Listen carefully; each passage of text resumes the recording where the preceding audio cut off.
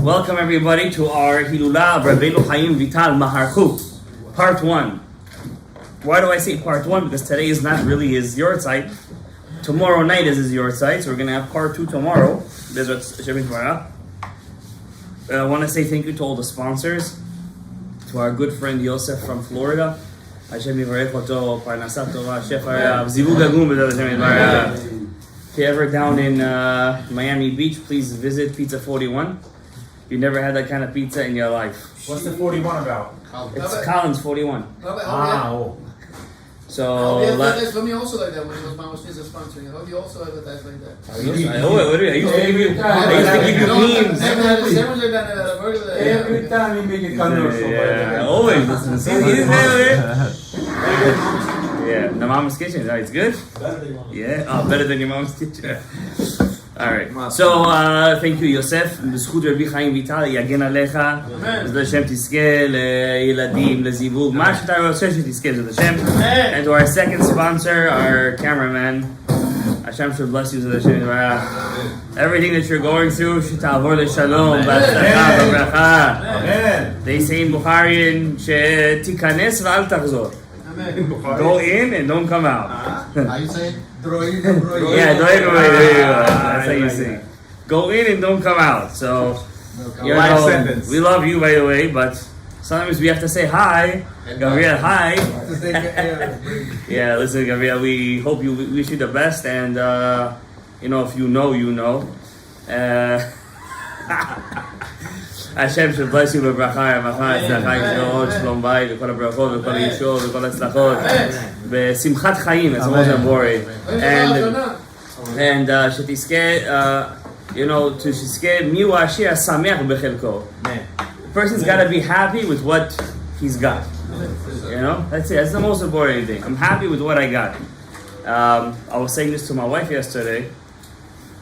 I said to her, you know, as a person who especially loves Jewish history, so I have books of Jews from Italy, Jews from Spain, Jews from Portugal. Portugal used to have a very vibrant Jewish community. Jews from Italy, Naples, Italy, Jews from Rome, Jews from Argentina is relatively new. It's relatively new. You know, Jews from Saudi Arabia. That's an old one. Yeah, sure. So, and you have the shuls that they built. It's a book, picture book. The shuls, like mamash. A lot of them are museums today. The Jews of Europe, Poland, and Ukraine, and White Russia, Belarus, Krakow, and especially Krakow was Ir Ve'em B'Yisrael. Berlin, they used to say Berlin is the new Yerushalayim. And what's left of all these places? Nothing. But you know what's left? The Chachamim who taught Torah to people, their students, and their students, and their students, and their students, and their students, and their students. Ad sof kol hadorot. If you want to describe the Torah, if you want to describe it, it's all a masoret. It's all a tradition. It doesn't do it justice because they turn tradition into something secular today. But the word tradition really means to be passed down from generation to generation to generation without a disturbance in the connection. And that's the reason why we read Pirkei Avot dafka in Sfrat Omer. Because to get the Torah, dafka has to be through a masoret. It has to be through a Rebbe that gives to a Talmud, that gives to another Talmud, that gives to another Talmud. Is that why you start something like that? Exactly, and I'm telling you even a bigger secret. Moshe kibel Torah Sinai. He got it from Sinai, and he gave it to Yehoshua to the Skenim. What is the word that the Pirkei Avot uses that he said he gave it over to them? It says Mesarat, right? What's the first two letters of Mesarat? Samech Mem. Samech Mem. That means what breaks the Samech Mem? That from Rebbe to student. Now the Samech Mem is spelled the opposite Samech than a Mem. You need to switch him to a Mem and then a Samech. And then it turns into the Moshe Kibel Torah Sinai, and he gave it to Yehoshua, and Yehoshua to the Skenim. That tradition that I said, I got the Torah from my Rebbe. And he got it from his Rebbe, and he got it from his Rebbe. And I saw what my Rebbe did. That's why they said, Gadol Shimusha Yoter Melimuda. Greater is to serve Talmidei Chachamim than it is to learn Torah. Because Shimusha Zohi Limuda. By serving Talmidei Chachamim, to see how they did the halacha, to see how they acted in that situation, that itself is Limud Torah. That itself. Lahavdil elef havdalot. Before a person becomes a doctor, he first has to shadow another doctor. He has to go through rotations. It's not enough to go to college and waste your time over there for 8 years learning biological, chemo, medicinal, photo, whatever, fundamentals of the medicine, like to learn the molecular composition. It's not enough to know that, but that's not going to help you for anything. What's going to help you? When you go out into the field and you see how that doctor paskins, and that doctor, and what mistake that doctor did, and you yourself make a mistake, and you yourself learn from that mistake, that makes you into a great doctor. Lahavdil elef havdalot. What makes you into a great Rebbe? I don't want to swear. When I was in Kollel, I was there for about 4.5 years. And for about 1.5 years, we had a Talmid Chacham from Brooklyn, a Dayan, of a very respectable Beit Din that used to come and teach us halachot. And I could tell you for a fact, most of what I know was from the conversations we had to see how he paskin stuff and what situations and with what hashkafa, than I did more than learning the Torah in Beit Yosef. And we learned thousands of tours Beit Yosefs and Shulchan Aruchs and Shachs and Chams and Bashes and Pitrei Tshuvas, thousands of them. These are all poskim. But what I learned from him, how he said, how he did, why he did whatever he did, was greater, and what I remember more until today. Even I know a halacha, if somebody asks me a halacha, a novelty halacha, if I even know I know it, if I'll ask him and he'll answer me, and he says something else, I'll always go with what he says over what I think I know. Because the shimush of Talmidei Chachamim is much greater than the limud of Talmidei Chachamim. And that's what they asked in Usha. They asked, what's greater?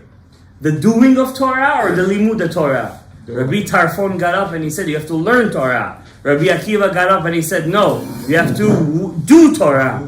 You have to practice Torah. And they said over there, Yafeh Amar Akiva. It was good what Akiva said. It's greater the action that you serve a Talmid Chacham.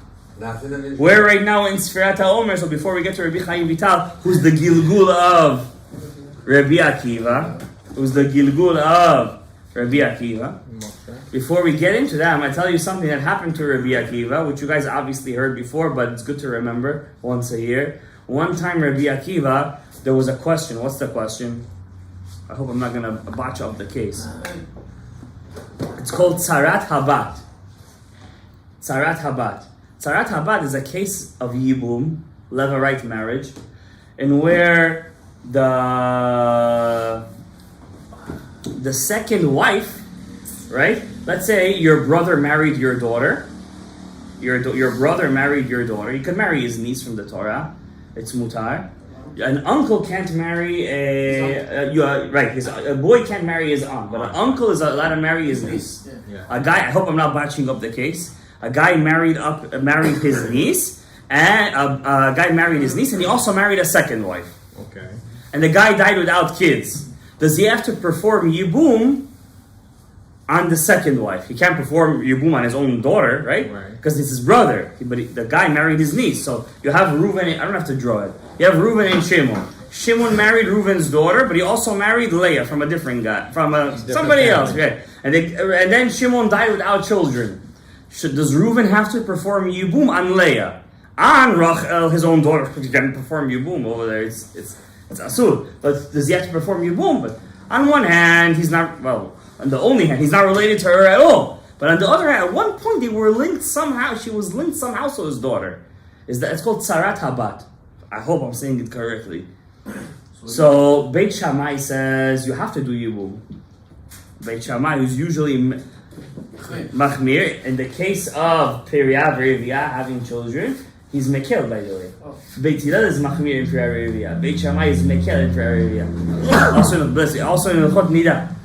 The first Mishnah in Masechet Nida, Beit Shammai is Mekel. How does the first Mishnah start in Masechet Nida? Shammai Omer. Shammai says. In Nida, he's Mekel. Right? And at the end, the Gemara says, why you're Mekel? So you have to have children. You got to speed up the whole Nida process over here. What's going on? Beit Hillel is Machmir. In this case, too, Beit Hillel says that Reuben can't marry the other wife. Why? Since she was linked to his daughter at one point, she's called Sarat Habat, and she's pasul to him to do levirate marriage. Shammai says mutar. What's the halacha? Oh, those rabbis always arguing, doing chchanuzi, doing this, doing that. All those rabbis doing all those. Welcome, Shammai and Hillel. Welcome. Their names are not really Shammai and Hillel. I was joking. Yeah. Nitzotzot. I don't know. They're students. Yeah. So, what's the halakha, Rabbi Isai? The halakha is, I would repeat the case, but I forget. I don't want to repeat it. The halakha is, Shammai would do, Beit Shammai would keep the halakha like Shammai. They would marry the second wife for levirate marriage, and Hillel, Beit Hillel would not marry. You get it? Okay. So there was a big fight in the Am Yisrael, right? Because according to Beit Shammai, those kids that they have are perfectly kosher. According to Beit Hillel, what are those kids? Mamzerim. But it's different wife. Doesn't matter, but it's erva. According to Beit Hillel, it's erva nazeraitza.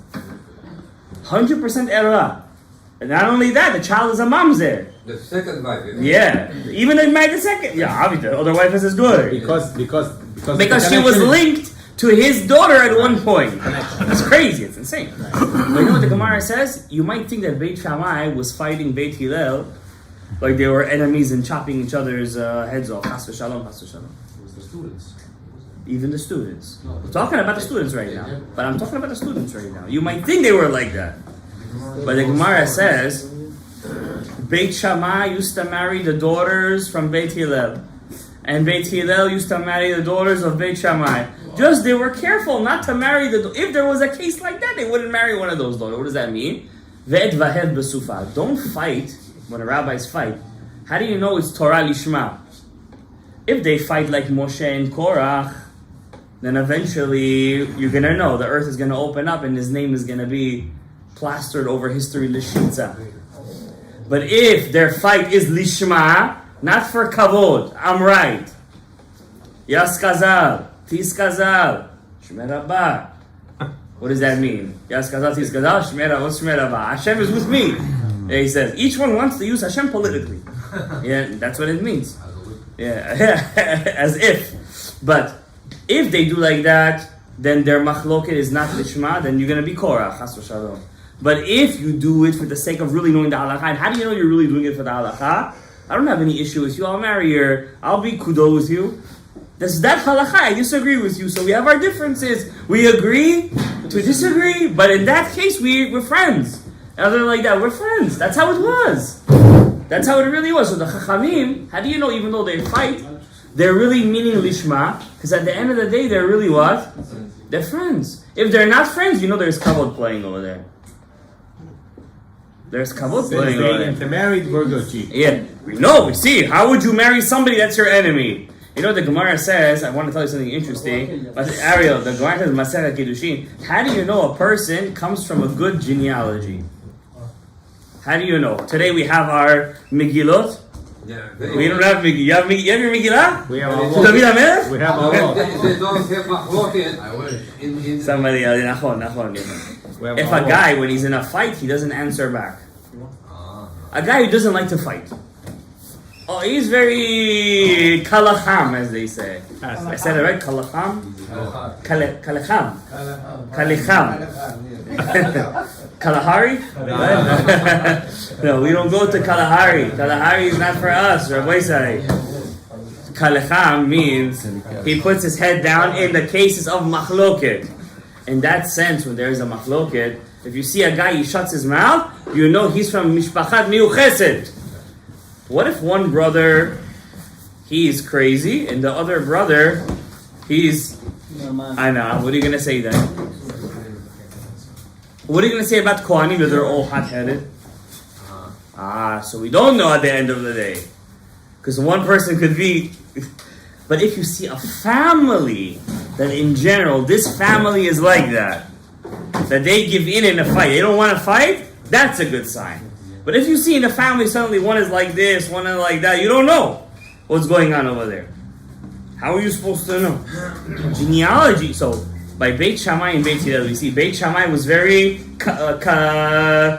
strict, what do you call it? Kapdanim. Beit Hillel was Rachmanim.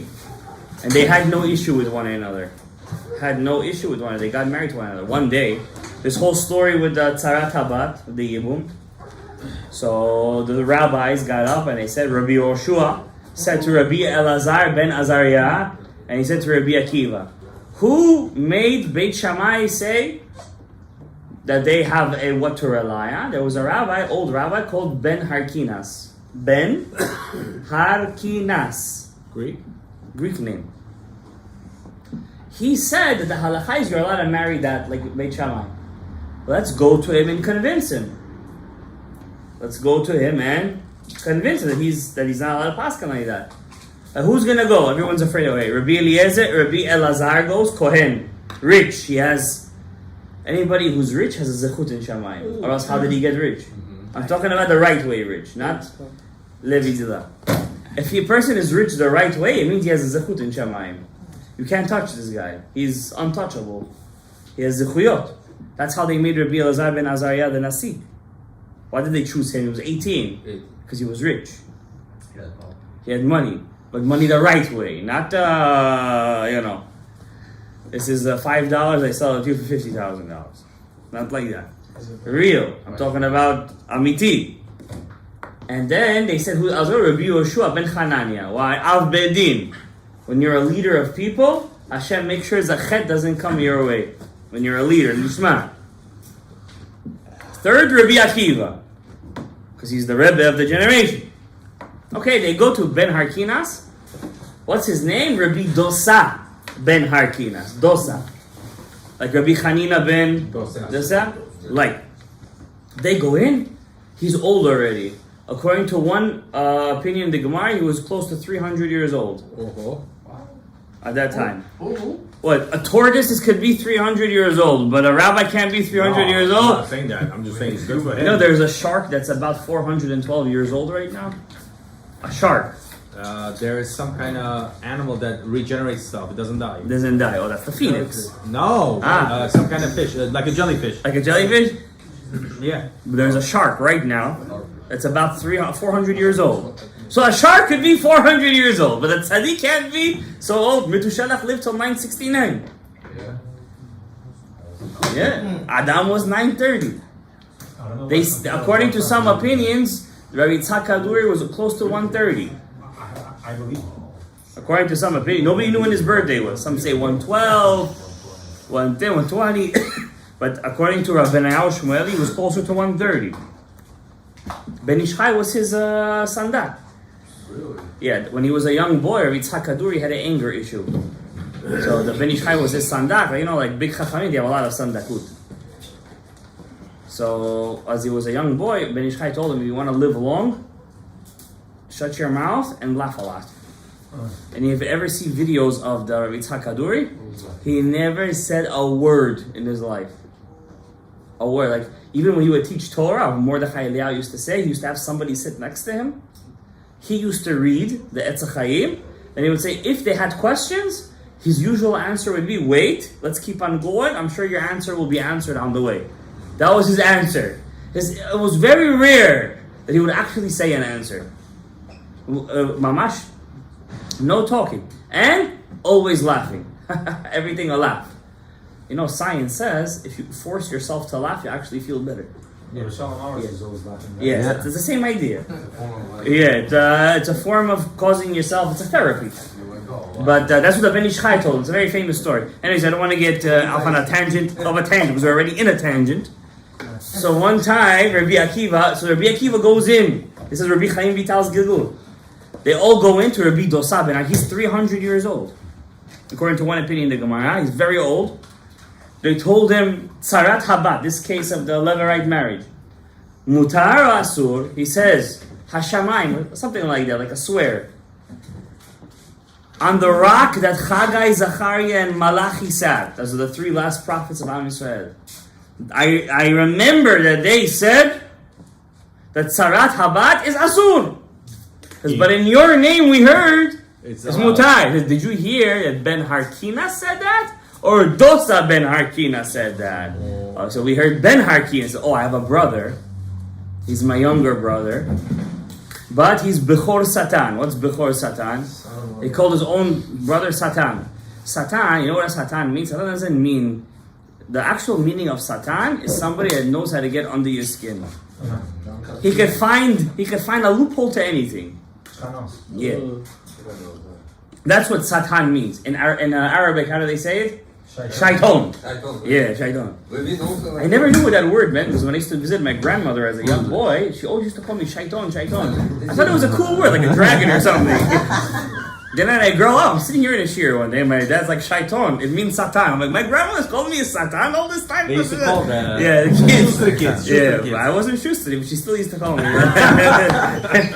So he said, hey, my brother's Bechor Satan, and he's a Talmid of Shammai Zaken, and he has like 300, 400 reasons why Tzarat Habat, this case, is mutar.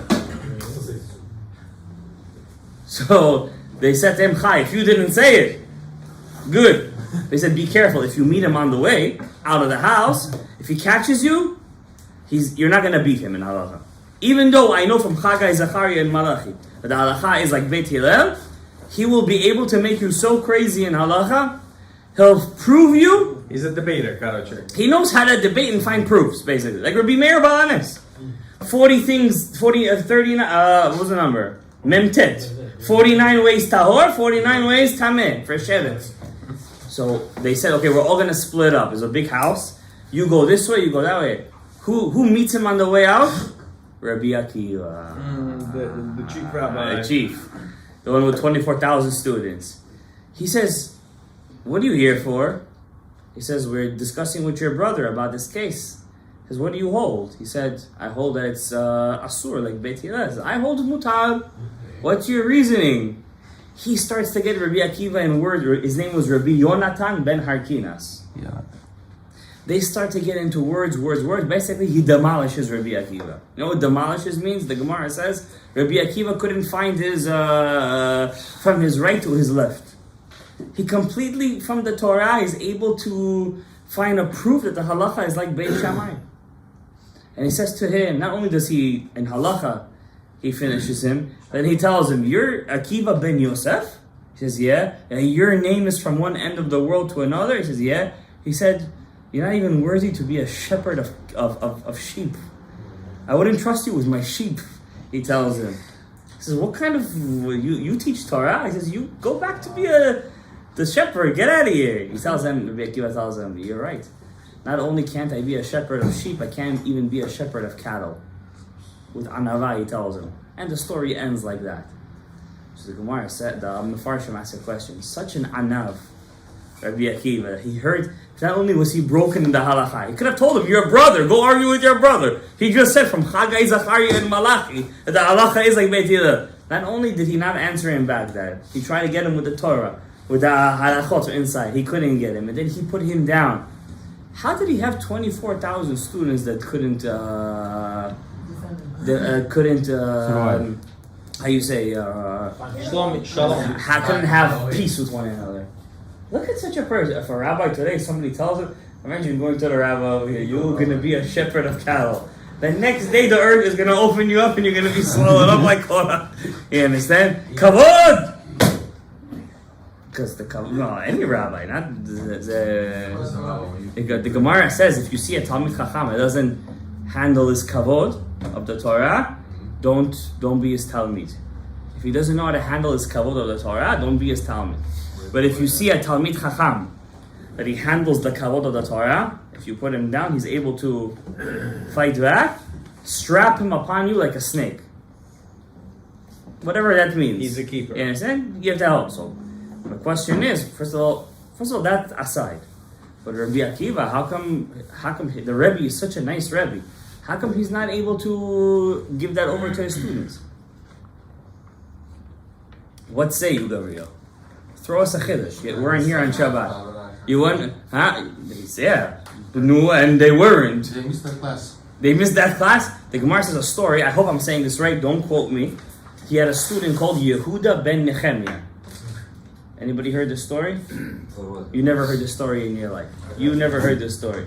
If you did, let me know right now. I'm gonna take my kippah. No. They had a student called Yehuda ben Nehemiah. They're all sitting down learning Torah, and Rabbi Tarfon says a halacha. So this student of Rabbi Akiva, Yehuda ben Nehemiah, gets up and basically, how you say, Tokea le Rabbi Tarfon. Gives Rabbi Tarfon one nice answer back. Rabbi Tarfon, how you say, you know when somebody gives you that rebuttal and you can't answer back, you become like, you're mute. Chas v'shalom. And this Yehuda ben Nehemiah, tzahavu panav. His face started to shine. Not exactly shine, but you could see he had that smug. Yeah, and he's a young student of Rabbi Akiva was younger than Rabbi Tarfon. Rabbi Tarfon served in the Beis Hamikdash. You know, he was a kohen, very rich guy, by the way. And Rabbi Akiva looks at Yehuda ben Nehemiah and he tells him, you're happy. Hishafta pnei zaken. You were able to answer back to the zaken. That day he died. Because of his mark he used. Because he mocked Rabbi Tarfon. You can't see? Or? He killed him. He answered him nice. Basically, halacha, he told him that how you say he put him on the spot. Yeah. Okay, he said it, but then tzahavu panav. How you say tzahavu panav? Give me a nice Bukharian word for it. I know there's a nice word for it. Come on, there's a nice word for it. It has to be. His face lit up, like he felt good. Like you see, he was like. Bodegi, like he felt. You know, he had that. You know, he didn't say anything to him, but you see, like you know what I'm talking about, right?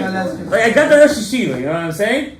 You know what I'm talking about, right? No more Where is he? He ran away? No more jokes with the rabbi. Yeah. He got that.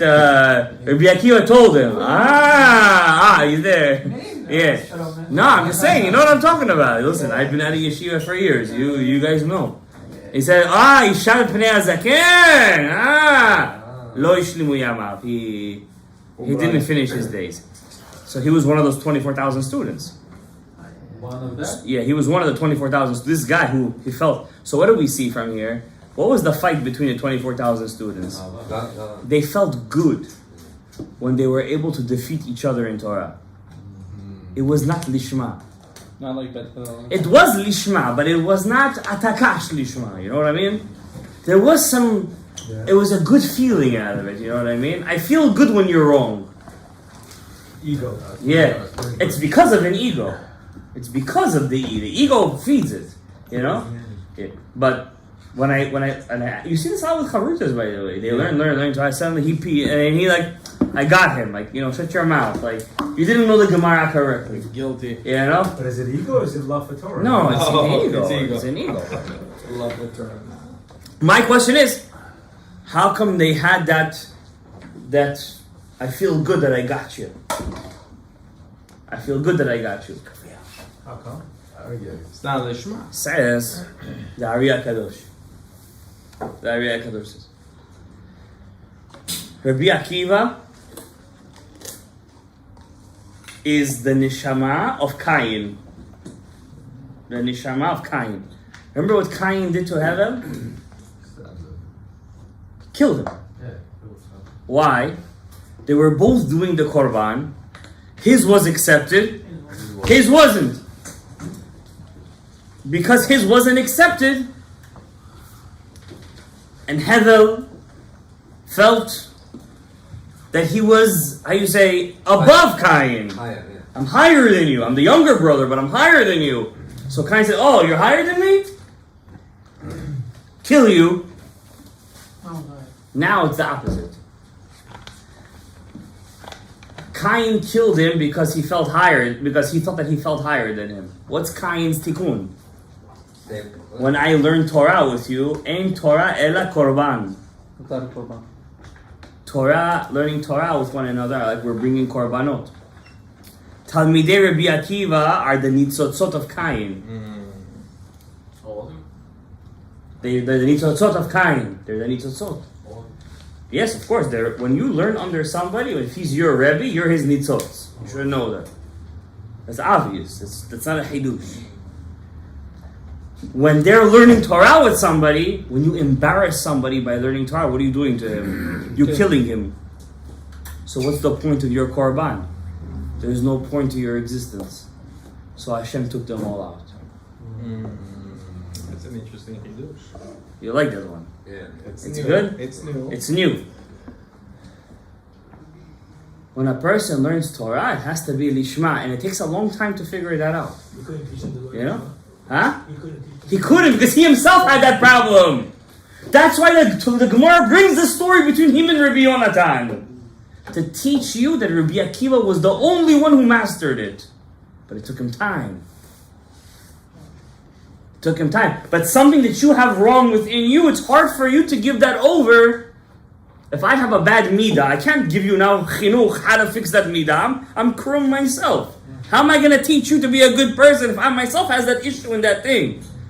How am I going to give? But the Gemara testified that he did finish at the end. Why? When he learned with Rabbi Yonatan, and Rabbi Yonatan got him, he was able to, he didn't embarrass him back.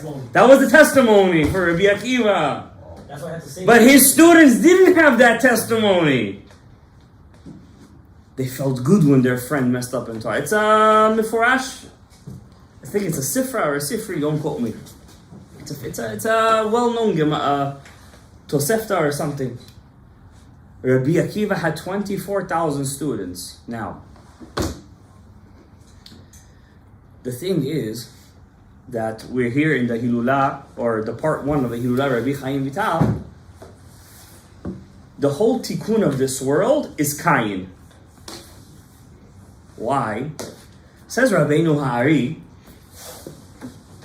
that imagine you have a human being. What's his name? What's the first man's name? Adam. We believe, we know that man was created by a higher purpose. The Goyim believe that there was a virus. I'm serious. There was a virus. You know what? I'll give you an even bigger theory, and it's a real theory. There was an alien race. Yes. That created humanity. Billy Carson? I'm not sure who said it, but I know it's a recurring theory, and it's actually gaining popularity today. Because somebody has to press the button. Somebody has to make the big bang. Even they admit it's not just gonna bang by itself. If you have 2 fasulia, 2 beans, and something has to make them, because the world is so vast, what's gonna say something eons? You're like, come on. So they say, I'm serious, there's an alien race from a different galaxy I'm serious, that made the bang. Yeah, I'm serious, I'm 100% serious. They didn't get there yet. They're up to the end. You know, the secular world has a fascination with apes. Fascination with apes. The kingdom of the apes, the planet of the apes, the war of the apes. The apes, and the apes are coming. The apes. You know, apes eat other apes. I'm serious, they're cannibals. Did you know that? Lions also eat each other. Only when they're very hungry. But apes, one of their regular diet is eating other apes. I saw a video once of so I don't want to ruin your appetite for tonight, but because we all know we're gonna have another midnight snack over here. Don't lie to yourself. So they're going on a hunt, and this one takes a monkey, one chimpanzee from this side, the other one takes from this side, cuts him open. This one gives a hand to this ever minachai. What's going on? Oh, you can't eat ever minachai, but he gives a hand here, a tail here, a leg here. Bon appetit. This is the apes. And they believe that we're humans evolved from the apes. Kingdom of the apes, planet of the apes, war of the apes. No, come on, Rabbi Isaac. Like, you know, I'll see this. I'll talk with you in an intellectual level, but don't just say something just because. You know what I'm saying? Dragons from the apes. Yeah. Those might be from the. You know, I'll give it to you. They're from the apes. I want to tell you guys a very beautiful thing, an idea that came to me, and I'm going to expound on this tomorrow, B'ezrat Hashem, because, you know, there's no coincidence in this world. And this year I was looking through the calendar and I saw Rabbi Chaim Vital's Yort site fell out on Tuesday night, right? Tomorrow night. And I thought, shucks, it's my brother's night. I can't give an actual Hilula on that day. I'm thinking, true story. It comes up to me. I'm preparing for my Gemara class over there. The Gemara is discussing, what do you tell a guy that's a witness? How do you scare him not to testify falsely? So we're going over, I'm preparing it for the class. So he comes in, he's like, you know the Hilula, Rabbi Chaim Vital is coming up. I said, I know. And he says to me, it's Tuesday night. I said, I know. He said, you could do a Hilula that night. I said, Baruch Hashem. You know, so you see the connections, Hashem, boom, bam, big bang, no alien race needed. Everything was done instantaneously, right? So there's a rabbi, Rav Gutman Lach says, he was once in Yerushalayim, so he was sitting in a Brit. So he says, Hashem Yitbarach. You know, like the thought just came to him and said, Hashem, I want vodka right now. He was at a Brit, and there was like 1 bottle, 2 bottles of vodka over there, you know? That's how it is. And he's like, Hashem, I want vodka right now. Hashem, if you're here, give me the vodka. So at that moment that I thought of that, a Hasidic guy came up, took the bottle of vodka, smacked it right in front of my face, and drink, he told me. The thought of a person has immense powers. Immense powers. Rabbi Yehuda says that once he was sitting down, he was sleeping at night in the yeshiva. Rabbi Yaakov Chaim, Ben Ish Chai's son, was sleeping right next to him. And he just got into this meditation of how much I love Hashem, to the point where he started to cry. And from that day on, he had a neshama, an ibur of a amora inside of him. Rav Yehuda Bar Yecheskel. He says, I was in such a high level of Torah from that moment in on. He says that I didn't even know what I was doing. People would talk to me, like I just thought about how was this. I'm like, I would just like the neshama would take me where I needed to go. That's our one day. I'm going to give you maybe this $27 if Mashiach doesn't come by then. I don't know. Rabbi Isai, today we heard that they went inside. It was a tirgul. It was a whole psychological thing. They accepted the ceasefire. You guys heard about that, right? They said they accepted it. The Hamas. I don't want to say their name. They also see Hamas is Mem Samech. Samech Mem. There's Samech Mem inside Hamas. They said, yeah, exactly. So he said first they accepted. Then suddenly we see 20 minutes later they're going inside Rafah. And what's going on over here? It was it's a psychological terror, guys. It's psychological terror. And they're right now in there and they're bombing the Rafah. And you know, who's doing the psychological terror? They're doing a psychological terror, yeah. And I'm telling you, I told this to my wife. She's telling me about what's going on. I'm like, you know, says the Yerushalmi, if I'm not mistaken. Our destroyers come within us. Till now, there are thousands of people in Israel that they just can't help themselves. Thank you, and they're protesting against the government, against the army. Like, what do you want? What do you want? Just to topple the government. That's all. They don't care. And they use the shvuim. They say the shvuim, the hostages, which are the Rapach Nitzot themselves, by the way. They themselves are the Rapach Nitzot. Yeah, the hostages, they're the Rapach Nitzot themselves. They're using them as pawns for a political purpose. And we see, guys, I'm telling you, if you just thought about Hashem all day, you're seeing the second Beis HaMikdash in front of your eyes. If you learn Josephus, if you learn Rav Victor Miller's history, his book of history, Mamash, it's like how it was in the second Beit HaMikdash, Mamash as it is today. No difference. I can't even put it in words already. Just Mamash, it's the same thing. The Pilugim against each other, the Jews against each other, the Erev Rav is just insane. The leftist Jews. Do you know all those people in campuses going around? You know, half of them are Peace Now. You know what Peace Now is, right? If not now, then when? Those are Jewish leftist organizations. Hamorim. You call them Hamorim, but you know what kind of propaganda they use on these Hamorim? It says Mashiach is going to come riding on what? On a Hamor. What's the Democratic Party sign? A Hamor. That means you have to ride on top of the Hamor. You have to defeat the Hamor. If you don't defeat the Hamor, then what are you, right? But there's only a problem. The other guy, he's red. Edom. We can't trust him. We can't trust him. Hatzileni na miyad achi miyad Esav. Today, I have to say this to you. You guys don't hear this, and it's so prophetic. It's crazy.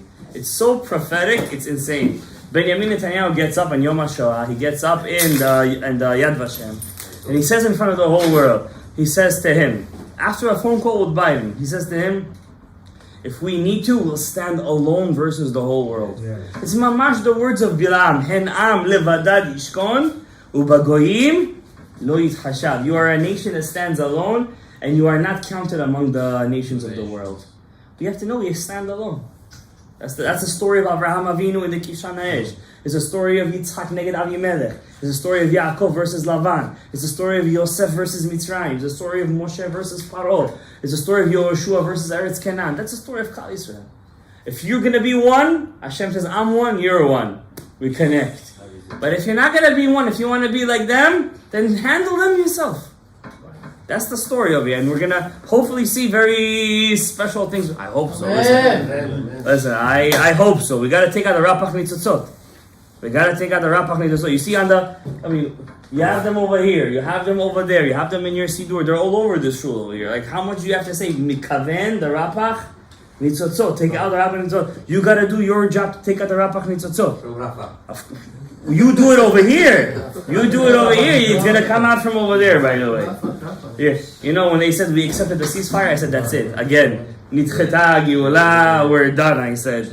Then suddenly that way I said Baruch Hashem, may this be. That's it. The end over here.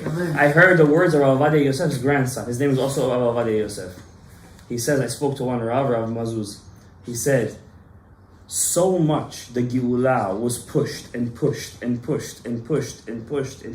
the Galut was supposed to be only 1,000 years. We're 1,000 and how many years? 954, 5 years. So much it was pushed. He said, there's no time even left for Limot HaMashiach. Mashiach has to come. Tchichat HaMetim has to happen right away. There's no time for this stuff anymore. So much nitcheta, ends man. Even the Techelet was already revealed. There's no time for nothing already. We're sitting over here. Half of Am Yisrael is learning Torah Chasod already. You go here, you go over there. You open up the thing. Everybody's learning Rapach. Everybody knows about Rapach Nitzasot already. I'm like, wow, look at this. Thousands of people knows what this stuff is already. Everything is crazy. Forget about us. The whole world knows. All the Israeli, they're all learning this stuff. Thousands of people are learning Osrot Chaim every day. What's going on? Where is the Mashiach Tzidkenu? Traffic. He's coming, what? I hope not on the F train. Their guy is coming on the F train. He's stuck with the rats inside the tunnel. Now I wanted to say the idea with Moshe Kibbutz Torah Misinai, but Rabbi Akiva. The whole Torah is a story of Rebbe to Talmid. I want to give you an illustration. The Torah says that when Moshe Rabbeinu was passing away, he says to Hashem, Yifkot Hashem Elokei Arufot. What's Yifkod Hashem Elokeim? God, pick a successor. Why God pick a successor? Because human beings can't pick successor. Who's they going to pick? Their children they're going to pick. Who's they going to pick? They think about themselves, their legacy. Right? Hashem says, I found somebody. Yehoshua. Yehoshua, who Yenhilatam? Moshe said, wait a second, Hashem. Wait. Daka, Sablanut, Rav Shalom. He said, I have a son. So I have sons, Gershom and Eliezer. We assume they were tzaddikim, right? If Moshe vouched for them. Hashem said, listen, Torah is not given from father to son. It's not an inheritance. It's not a nobility. It's not an aristocracy over here. Why is Kohanim is?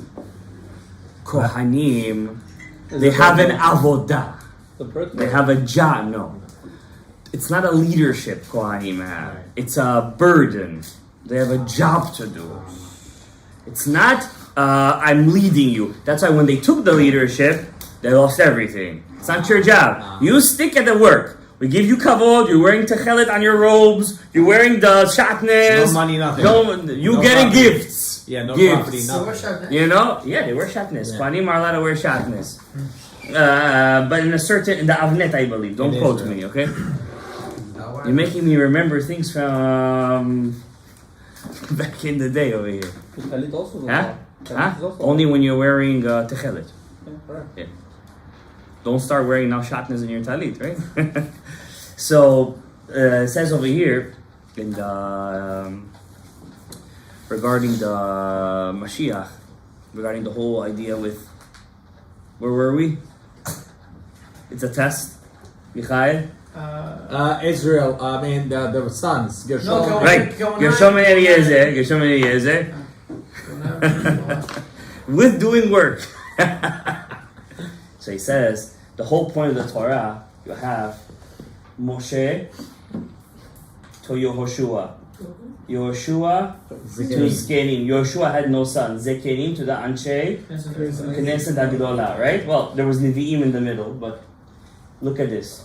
Rabbeinu Ha'ari gave the Torah to Rabbi Chaim Vital. He had a son, Moshe. He had a son. His son died when he was a young boy. He's buried right next to him. You see the Ari's kever, right? There's like a small kever on top. That's his son. So I once heard somebody say, he said, how come Hashem made it that Ari's son would pass away? Dafka, because that he should give the Torah only to Rabbi Chaim Vital. Oh wow. There shouldn't be any negia that I have to give it to my son. My son has to be my successor. My son has to take over me. It's not the son, it's the Talmid.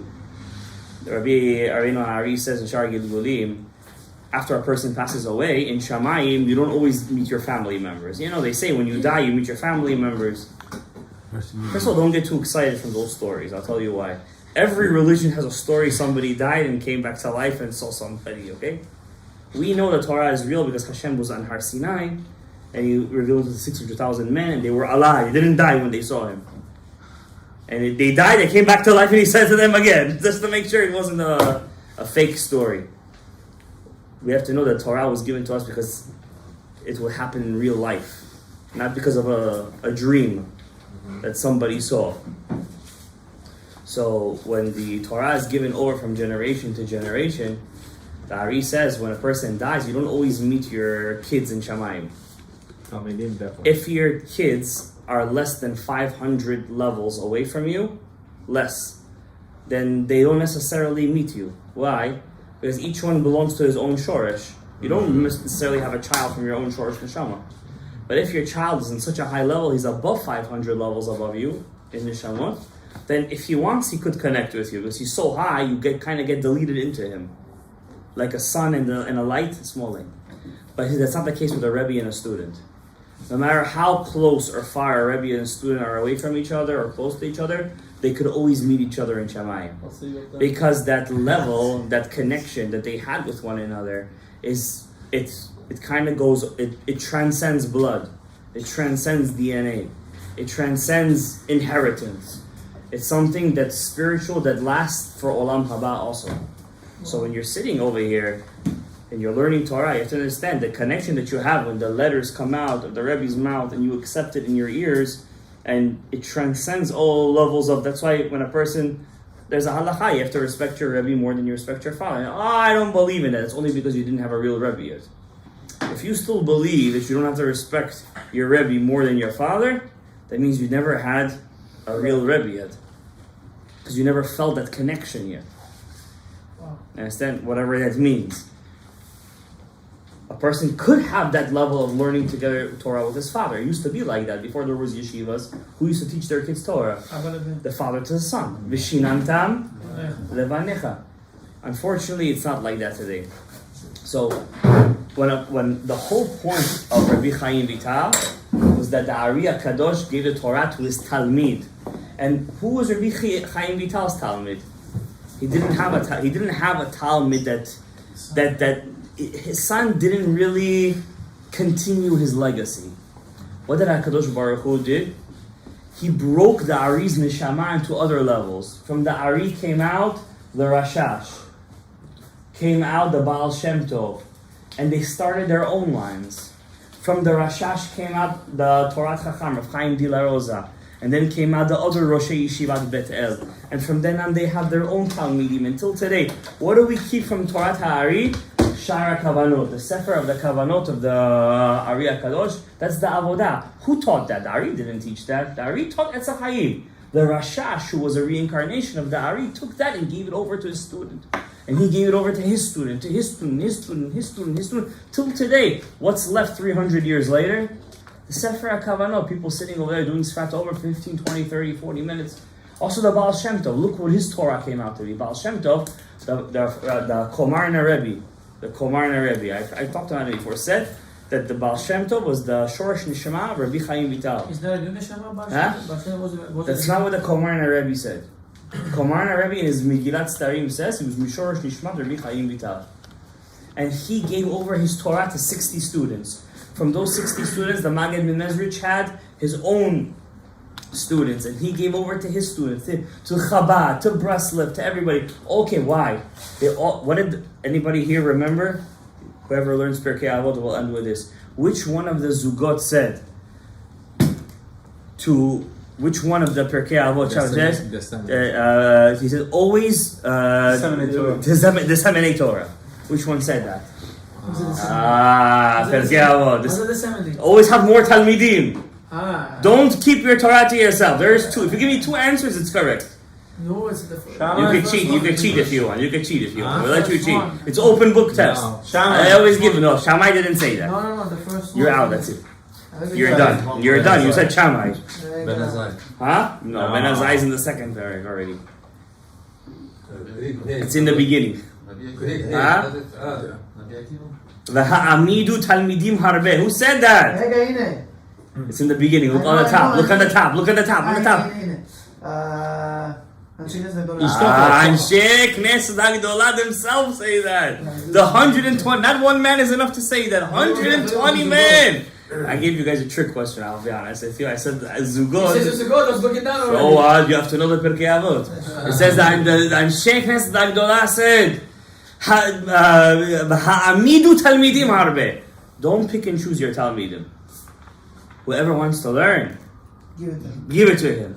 If he's not good, he'll wean out himself. Rabbi Yudaftaya says, teach Torah Tasot to everybody. Whoever's not worthy, he's going to leave himself. Don't worry about it. It's not like we're teaching over here Kabbalah Ma'asit, Chas v'Shalom. We're not into that, not yet. Some kid asked me today, what's Kifisat HaDerech? I answered him. What is it? There's two types of Kifisat HaDerech. Teleportation. Shorten the way. Tell him when you jump through time. You need to get to, I don't know, Arizona. It takes how much in the plane ride? 6 hours. Yeah, it'll take you 20 minutes. How? So one way is through Shedim. Wormholes. Okay, what's the Shedim. I'm not going to tell you what to do. He asked me, what's Kifisat HaDerech? I answered him, what's Kifisat HaDerech? First you call Shed. A shed comes through something. So you know how in the medieval times they showed like a witch on a broom? So actually that's real. They used to hold onto something and a broom, a stick. And that stick used to be a stick used to be like that, how you say, the foundation with to hold on to and make the tefitza with the shed. And there was another way that's through the kedusha. How do you do that? How you do that? First of all, you have to be kadosh. If you're not kadosh, then forget about it. Hold on to a donkey. No, you don't hold on to that. Easy. You're holding on to the Mashiach is still coming with his donkey. You tell me you're holding on with the donkey. Where's this? His journey is much longer than ours. You gotta ride. It says Mashiach is coming on a donkey. He's gotta ride on the donkey. So that means they can say, look, through us, Mashiach will come. Afu, he has to ride on top of the donkey. He has to subdue the donkey. Control donkey. He has to control the donkey. It's like coming on top of the president. Now you will bring he didn't listen to me, don't worry. Flew in the cloud. That was through the shed. Shed. You're allowed to do that, by the way. Yeah. The other way is through the Kiddusha. It's very hard. You have to be very kadosh to do that. It's like the Rabbi Eliezer, the thing of Avraham Avinu. How do you do it? You do the whatever you need to do. You do a hashba'ah and a malach, a swear and a malach. And then you suddenly start to see as if your legs are stretching. What? You feel like you're becoming bigger and bigger. You're and bigger bending and bigger. time. Right. And then like one step is like 10,000 steps. And before you know it, you're at your destination. Must be some good shrooms. How do you know what I'm allowed to swear on? when the shrooms were they were still there. Huh? Bead you, exactly. So you become so big depending where you need to go, and suddenly you feel like you're already in that, but you don't do it through something. It's you yourself. You yourself. So 5 minutes Israel Express, Israel to New York. Listen, I don't know. I don't know how deep the ocean is. You're telling me, he's jumping across the Atlantic Ocean? No, I don't know. You got to be really big for that one. So Rabbi say tomorrow, we're gonna discuss more about Rabbi Chaim Vital. Same time, 8:30 Arvit. Yeah, and tomorrow, whoever wants to sponsor the Hilula, not just sushi, the zchut of the actual Hilula Rabbi Chaim Vital, Tagen Alechem.